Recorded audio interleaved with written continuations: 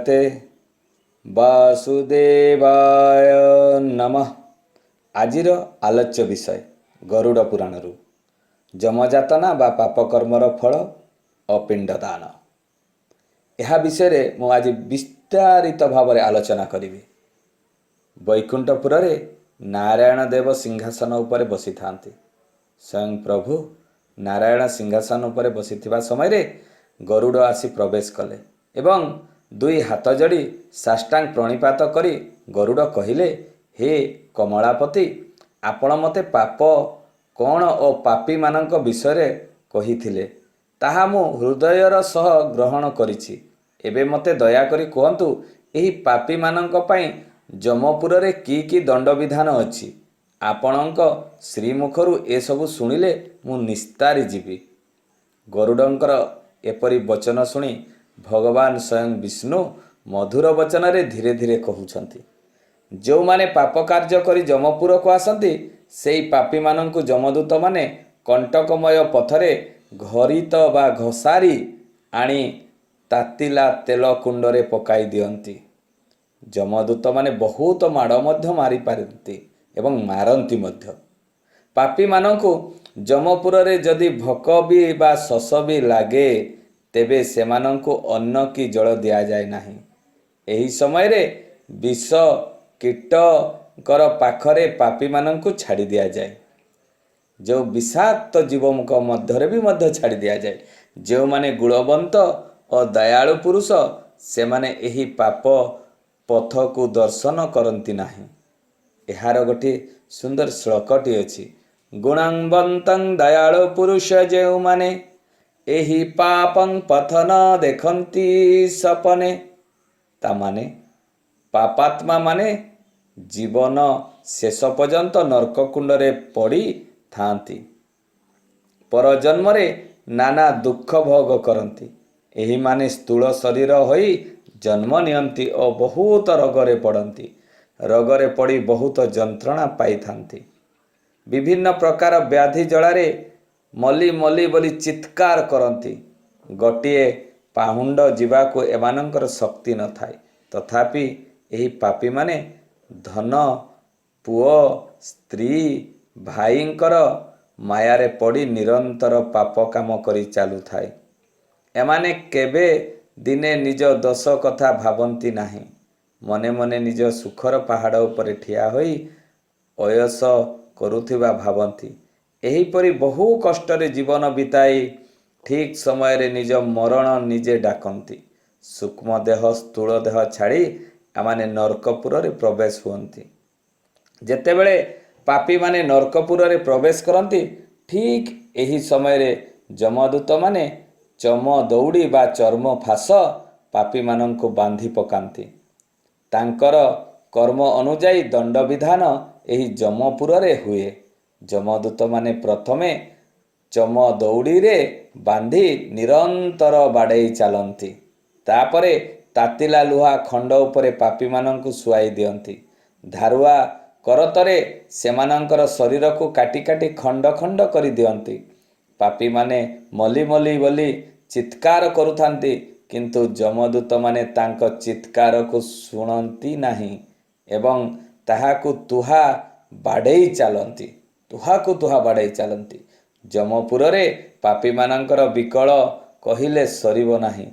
हेले निर्दय जमदूत माने पापी उपरे दया देखांती नाही। पूर्वरु अर्जित कर्म अनुसारे एठी दुख सहिबाकु पड़े।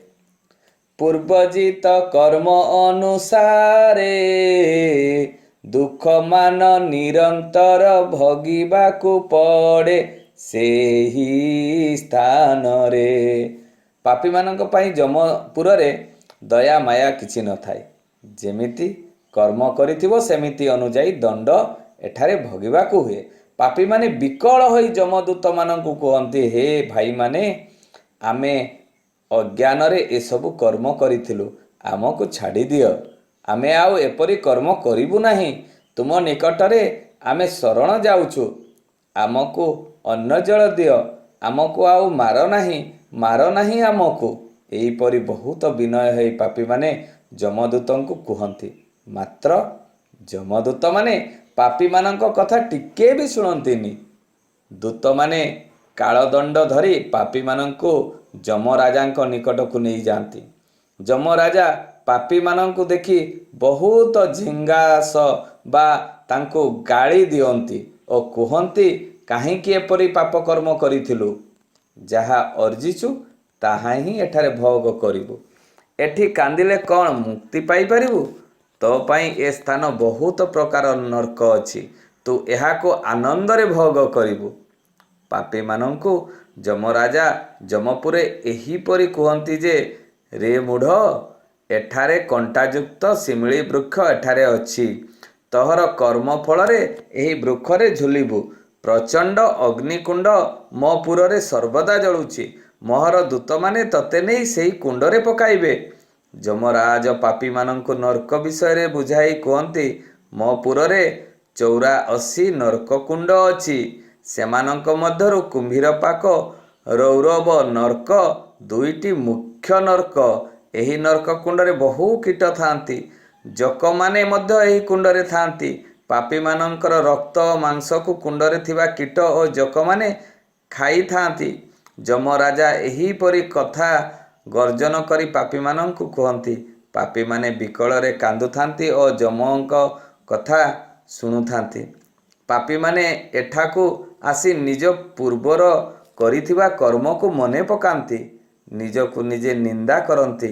ଯମପୁରରେ ପାପୀମାନେ ନିଜ ମଳକୁ ନିଜେ ଖାଆନ୍ତି। ନିଜ ପିତାଙ୍କୁ ସ୍ମରଣ କରି କହିଥାନ୍ତି, ସ୍ଥୂଳ ଶରୀର ଯେଉଁମାନେ ଅଛନ୍ତି ବା ଯେଉଁମାନେ କର୍ମ କରି ଏଠାକୁ ଆସିଛନ୍ତି, ତାହାର ଫଳ ଏହିଠାରେ ଭୋଗ କରନ୍ତି। ପାପୀମାନଙ୍କ ଏଠାରେ ମନେ ପଡ଼ିଯାଏ ସ୍ତ୍ରୀ ପୁତ୍ରଙ୍କର ସ୍ନେହ ଶ୍ରଦ୍ଧା କଥା, କିନ୍ତୁ କାହାକୁ କିଛି ନ କହି କେବଳ ରୋଦନ କରି ଚାଲନ୍ତି ଏମାନେ। ପବନ ହେଲେ ଯେପରି କଦଳୀପତ୍ର କମ୍ପିତ ହୁଏ, ପାପୀମାନେ ଯମପୁରରେ ସେହିଭଳି କମ୍ପିତ ହୁଅନ୍ତି। ଯମପୁରରେ ଯେତେବେଳେ ପାପୀମାନେ ଆହାର ମାଗନ୍ତି, ଦୂତମାନେ ସେମାନଙ୍କୁ ପ୍ରହାର କରନ୍ତି। ତାଙ୍କର ମୁହଁରେ ତତଲା ବାଲି ପୂରାଇ ଦିଅନ୍ତି, ତତଲା ବାଲି ଉପରେ ଠିଆ କରି ଦିଅନ୍ତି। ପାପୀମାନେ ଯଦି ତତଲା ବାଲିକୁ ସହି ନ ପାରି ତଳେ ପଡ଼ିଯାଆନ୍ତି, ଦୂତମାନେ ନିଜ ବଳ ଅନୁସାରେ ବେତ ପ୍ରହାର କରନ୍ତି। ପାପୀମାନେ ମଲି ମଲି ଉଚ୍ଚ ସ୍ୱରରେ ଚିତ୍କାର କରନ୍ତି, ଦୂତମାନେ ତାହାର ପାଟିରେ ବାଡ଼ି ପୂରାଇ ଦିଅନ୍ତି। ପାପୀମାନଙ୍କୁ ଦଣ୍ଡ ବିଧାନ କରିବା ପାଇଁ ଈଶ୍ୱର ଜନ୍ତୁପତିଙ୍କୁ ଦାୟିତ୍ୱ ଦେଇଥାନ୍ତି। ଯମ ରାଜା ସିଂହାସନ ଉପରେ ବସି ପାପୀମାନଙ୍କର କର୍ମ ଅନୁସାରେ ଦଣ୍ଡ ବିଧାନ କରନ୍ତି। ଯମ କାହାକୁ ପକ୍ଷପାତ କରନ୍ତି ନାହିଁ। ପାପୀଙ୍କୁ ଦେଖିଲେ ଯମଙ୍କର କ୍ରୋଧ ବଢ଼ିଯାଏ। ପାପୀମାନଙ୍କୁ ବାନ୍ଧି ବହୁତ ଦଣ୍ଡ ଦେଇଥାନ୍ତି। କାହାର କାକୁତି ମିନତି ଶୁଣି ନଥାନ୍ତି ଯମରାଜା। ଯାହାର ଯାହା ଦଣ୍ଡ ତାକୁ ଉଚିତ ଦଣ୍ଡ ବିଧାନ କରନ୍ତି। ନାରାୟଣ ଦେବ ଗରୁଡ଼ଙ୍କୁ କହୁଛନ୍ତି, ଯମପୁରରେ ପାପୀମାନେ ସେମାନେ କ'ଣ କହିବାକୁ ନଥାନ୍ତି, ଏ କଥା ମୋତେ ଟିକେ ବୁଝାଇ ଦିଅନ୍ତୁ। ଅଧିକରୁ ଅଧିକ ଦଣ୍ଡ ଏଠାରେ ହିଁ ମିଳିଥାଏ। ଯମଦୂତ ମାନଙ୍କର ରୂପ ଅତି ଭୟଙ୍କର। ଏହି କଥାଟି ଯେତେବେଳେ ଗରୁଡ଼ ଶୁଣନ୍ତି ଆଶ୍ଚର୍ଯ୍ୟ ହୁଅନ୍ତି। ଆଉ କ'ଣ ହୁଏ? ବିକଟାଳ ମୂର୍ତ୍ତି, ଦନ୍ତଗୁଡ଼ିକ ଲଙ୍ଗଳ ପରି, କାନ ଦୁଇ ଲମ୍ବା, ଦେଖିବାକୁ ଉଚ୍ଚ ପର୍ବତ ଶୃଙ୍ଗ ପରି। ଲମ୍ବା ନଖ, ଗୋଟିଏ ନଖ ପ୍ରାୟ ମଣିଷର ହାତ ପରି। ହାତଗୁଡ଼ିକ ଆଖୁ ଯେତିକି ଲମ୍ବା ସେତିକି ଲମ୍ବା ହାତ। ହାତରେ ଲୁହା ବାଡ଼ି ଧରିଥାନ୍ତି। ନିର୍ଦ୍ଦୟ ଓ ନିଷ୍ଠୁର ହୃଦୟ, ଦୟାମାୟା ତାଙ୍କଠାରେ ନଥାଏ। ଏଇ ଯେତେବେଳେ ନାରାୟଣ ଦେବ ଗରୁଡ଼କୁ କହୁଛନ୍ତି, ଯମପୁରରେ ପାପୀମାନଙ୍କୁ କେହି ଆହା କରିବାକୁ ନଥାନ୍ତି, ଅଧିକରୁ ଅଧିକ ଦଣ୍ଡ ଏଠାରେ ହିଁ ମିଳିଥାଏ। ଯମଦୂତ ମାନଙ୍କର ଯେତେବେଳେ ରୂପ ଅତି ଭୟଙ୍କର ଅଟେ, ସେହି ବିଷୟରେ ରୂପ ବିଷୟରେ କହୁଛନ୍ତି ସ୍ୱୟଂ ବିଷ୍ଣୁ। ତାଙ୍କର କିପରି ରୂପ ଥାଏ? ଆଖିଗୁଡ଼ିକ ରକ୍ତବର୍ଣ୍ଣ। ସେହି ଆଖିରେ ସେମାନେ ପାପୀମାନଙ୍କୁ ତରାଟି ଚାହିଁଥାନ୍ତି। ବିକଟାଳ ହସ। ପାଦରେ ପାପୀମାନଙ୍କୁ ପ୍ରହାର କରନ୍ତି, ନଖରେ ନିଜ ଶରୀରକୁ ଚିରି ଦିଅନ୍ତି। ଦେହ ସାରା ତାଙ୍କର ରକ୍ତ ବହୁଥାଏ। ଯମଦୂତମାନେ ପାପୀମାନଙ୍କୁ ବିଧା ଗୋଇଠା ମାରିବା ସହିତ ତାଙ୍କ ଉପରକୁ ଛେପ ପକାନ୍ତି। ପାପୀମାନଙ୍କ ପାଟିରେ ପରିସ୍ରା କରନ୍ତି ଏହି ଦୂତମାନେ। ଭଗବାନ ବିଷ୍ଣୁ ଗରୁଡ଼କୁ କହୁଛନ୍ତି, ଯମରାଜଙ୍କର ଗୋଟିଏ ବାହନ ମହିଷୀ। ମହିଷୀର ଦୀର୍ଘ ସିଂହ। ଏହି ସିଂହ ତାକୁ ଖୁବ୍ ଶୋଭା ପାଏ। ମହିଷୀ ଗର୍ଜନ ଖୁବ୍ ଜୋରରେ କରେ। ପାପୀମାନେ ଏହି ଗର୍ଜନ ଶୁଣିଲେ ତାଙ୍କ ଦେହ ଶୀତେଇ ଉଠେ। ପାପୀମାନଙ୍କୁ ଯମ ରାଜାଙ୍କର ବାହନ ମହିଷୀ ଉଠାଇ ଆଣି ନର୍କରେ ପକାଇ ଦିଏ। ପାପୀମାନେ ବିକଳରେ କ୍ରନ୍ଦନ କଲେ ମଧ୍ୟ କେହି ଏଠାରେ ଶୁଣନ୍ତି ନାହିଁ। ପାପୀମାନେ ଏତେ କଷ୍ଟ ପାଇଲା ପରେ ଚିନ୍ତା କରନ୍ତି ଯେ ସେମାନେ ଯାହାଙ୍କ ପାଇଁ ଏତେ ପାପ କରିଥିଲେ ସେମାନେ ଥରେ ଆଖିରେ ଆସି ଦେଖୁ ବି ନାହାନ୍ତି। ନିଜ ପାପକୁ ଧିକ୍କାର କରେ ପାପୀ। କମଳାର ପତି ପୁନଶ୍ଚ ଗରୁଡ଼ଙ୍କୁ କହୁଛନ୍ତି, ପାପୀମାନଙ୍କ ପୁତ୍ର ଯେବେ ପାପୀଙ୍କ ନାମକୁ ଧରି ମନ୍ତ୍ର ଉଚ୍ଚାରଣ କରି ପିଣ୍ଡଦାନ କରେ ତେବେ ସେହି ପିଣ୍ଡ ଯମପୁରରେ ପାପୀମାନେ ପାଇଥାନ୍ତି। ଏହି ପୁତ୍ରକୁ ଖାଇ ବା ଏହି ପୁଣ୍ଡକୁ ଖାଇ ପୁତ୍ର ମାଧ୍ୟମରେ ପାପୀମାନଙ୍କର କ୍ଷୁଧା ତୃଷ୍ଣା ଶାନ୍ତି ହୁଏ। ଯଦି ପତିବ୍ରତା ନାରୀ ପୁତ୍ରବଧୂ ପୁଅ ସହିତ ଶୁଦ୍ଧ ଚିତ୍ତରେ ଓ ଭକ୍ତି ସହକାରେ ପିଣ୍ଡଦାନ କରନ୍ତି, ତାହା ସହିତ ବିଷ୍ଣୁଙ୍କୁ ଉପାସନା କରି ବ୍ରାହ୍ମଣ ଭୋଜନ ଦେଇ ପ୍ରାର୍ଥନା କରନ୍ତି, ସ୍ପଷ୍ଟ ଭାବେ କୁହନ୍ତି ଯେ ହେ ପିତୃ ପିତାମହ ଆପଣ ମୁକ୍ତି ଲଭନ୍ତୁ, ତେବେ ସେହି ପାପୀ ମୁକ୍ତି ପାଇଥାଏ। ଯଦି ପୁତ୍ର ଜାରଜ ଓ ବର୍ଣ୍ଣଶଙ୍କର ହୋଇଥାଏ ତାହେଲେ ସେହି ପୁତ୍ର ପିଣ୍ଡଦାନ କଲେ ପାପୀମାନେ ମୁକ୍ତି ପାଆନ୍ତି ନାହିଁ। ପିତୃଗଣଙ୍କର ପୁଣ୍ୟ ହୁଏ ନାହିଁ। ଏହି ପିଣ୍ଡଦାନରେ ମୁକ୍ତି ପାଇବା ତ ଦୂରର କଥା, ଆହୁରି ପାପ ହୁଏ। ଯେଉଁମାନେ ଗୃହସ୍ଥ ଧର୍ମରେ ଥାଇ ନିଜ ପତ୍ନୀ ସହ ସଂସ୍କାର କରି ପୁତ୍ର ଜନ୍ମ କରିଥାନ୍ତି ତାହାର ଧର୍ମଫଳ ପିତୃପୁରୁଷ ପାଇଥାନ୍ତି। ବିଷ୍ଣୁ ଭଗବାନ ଗରୁଡ଼ଙ୍କୁ କହିଲେ, ହେ ପକ୍ଷୀରାଜ, ତୁମକୁ ମୁଁ ପାପୀମାନଙ୍କର ପିଣ୍ଡଦାନ ଫଳ ବିଷୟରେ କହିଲି। ଆଉ ଯଦି କିଛି ଶୁଣିବାକୁ ଇଚ୍ଛା ଅଛି ତାହେଲେ ପଚାରିଲେ ମୁଁ ତାହା କହିବି। ଭଗବାନ ହୃଷିକେଶଙ୍କ ଠାରୁ ଗରୁଡ଼ ଏସବୁ କଥା ଶୁଣି କୃତକୃତ ହେଲା। ପ୍ରଭୁଙ୍କର ପାଦତଳେ ପଡ଼ି ଅତି ଆନନ୍ଦରେ କହିଲା, ହେ ନାରାୟଣ, ଆପଣଙ୍କ ଶ୍ରୀମୁଖ ଅପୂର୍ବ ଆଖ୍ୟାନ ଶୁଣିବାକୁ ପାଇ ନିଜକୁ ଧନ୍ୟ ମନେ କରୁଛି।